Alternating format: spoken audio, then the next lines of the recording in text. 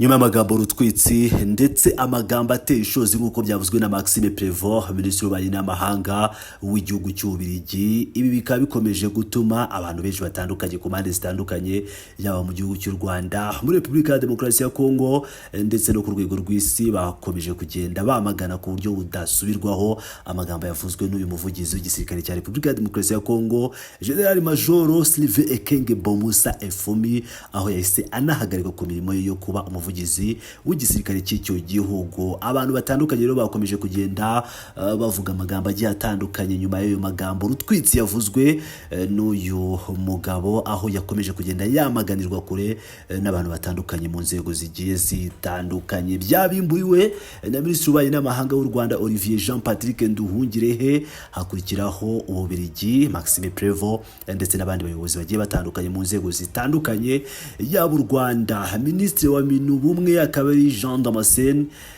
nawe akaba yagize icyo abivugaho, by'umwihariko agasobanura ijambo ubwenge anyumuza ku buryo budasubirwaho Generali Ekenge. Tugiye kugaruka rero noneho ku byavuzwe na Denis Mukwege, aho Patrick Muyaya nawe ahise amunyomoza ndetse akavuga ku binyoma bya Denis Mukwege ndetse n'amakosa akomeye cyane Denis Mukwege akoze. Denis Mukwege ni umwe mu bantu bakomeje kugenda bavuga imvugo zigiye zitandukanye zisebya igihugu cy'u Rwanda. Reka tugaruke rero ku byatangajwe n'uyu mugabo Denis Mukwege wahawe igihembo cyitiriwe Nobel cy'amahoro. Denis Mukwege yasohoye itangazo rifite umutwe riti ku byerekeye itangazo rya General Ekenge.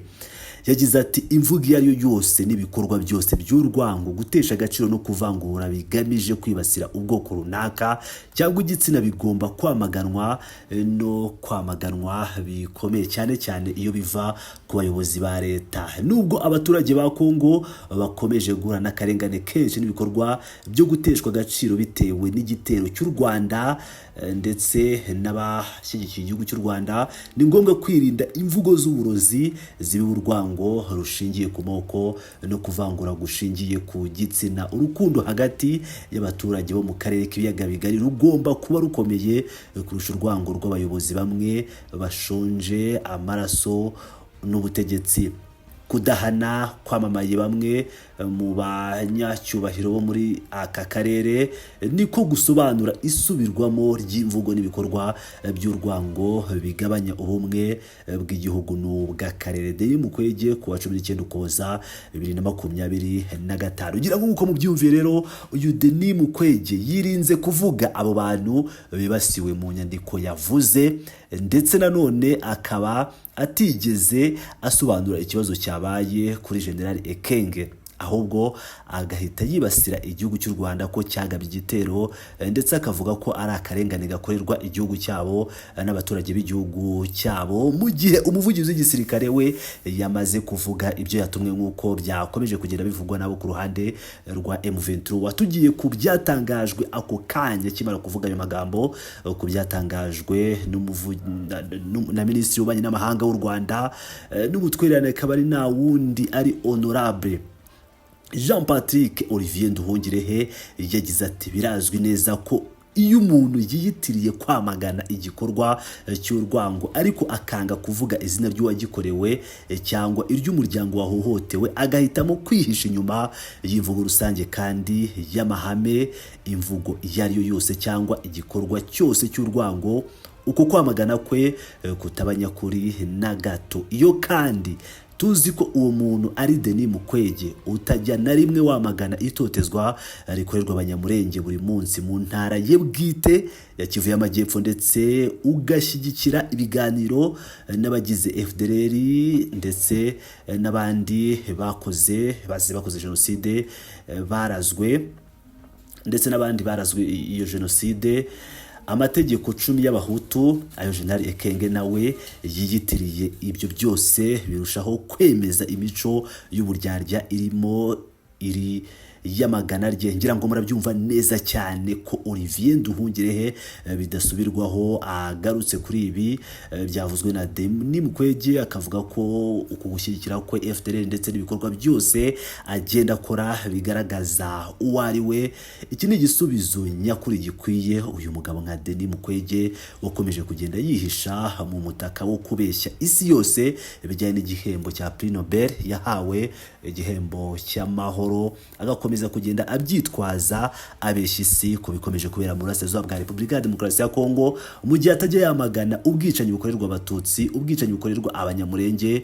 Ubwo ndavuga abanyamurenge bo mu Minembwe cyangwa imurenge bo mu ntara we ubwe turukamo. Ibi rero bikaba ari ibintu biteye ishozi kandi bibabaje cyane kuri Denis Mukwege uherutse kwiyamamariza kuyobora igihugu nka Repubulika Iharanira Demokarasi ya Kongo, ndetse akaba ari umwe mu bantu batandukanye batamuzi neza batangaho urugero nk'umuganga wagiye akora ibikorwa bigiye bitandukanye. Kuri ibi ngibi sinasoza nagarutse ku magambo yavuzwe na Dr Jean Damascene Bizimana, minisitiri wa Minubumwe cyangwa minisiteri y'ubumwe n'inshingano mboneragihugu. Akaba yasobanuye ubwenge mu ngero zitandukanye cyangwa mu migani igera kuri 5 yatanze igaragaza uburyo abanyarwanda bagaragaza agaciro k'ubwenge, uburyo ubwenge abanyarwanda bufata nk'indangagaciro nziza kandi y'ingenzi mu muco wacu nk'abanyarwanda.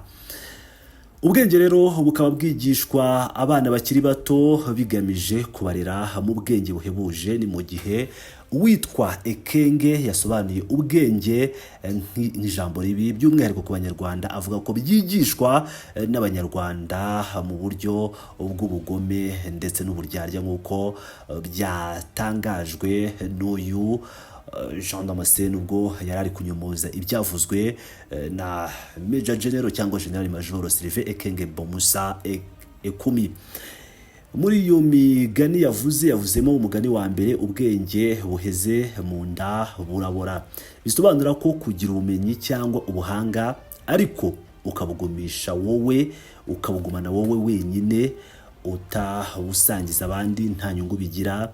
Icyasangiwe abandi cyangwa icyasangijwe abandi aricyo kizima gikura kikera imbuto. Icya kabiri yagize ati ubwenge burarahurwa. Bisobanura ko ubumenyi n'ubwenge bigira aho biva, bigaragarira mu kwiga no gutozwa no mu kwitegereza. Umugani wa gatatu yagize ati ubwenge buva hasi.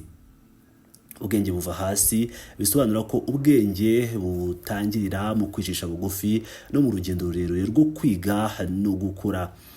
Umugani wa kane yagize ati ubwenge bw'umwe buratuba. Bisobanura ko ubwenge bw'umuntu umwe budahagije kungurana ibitekerezo ari byo bitanga umucyo. Icya gatanu yagize ati ubwenge si ubugingo, umupfumu ntiyapfuye. Bisobanura ko ubwenge cyangwa ubumenyi bidashobora gutsinda urupfu n'abapfumu cyangwa abahanga cyangwa abaganga bavura nyine abantu bakunze gufata nk'abazi byose.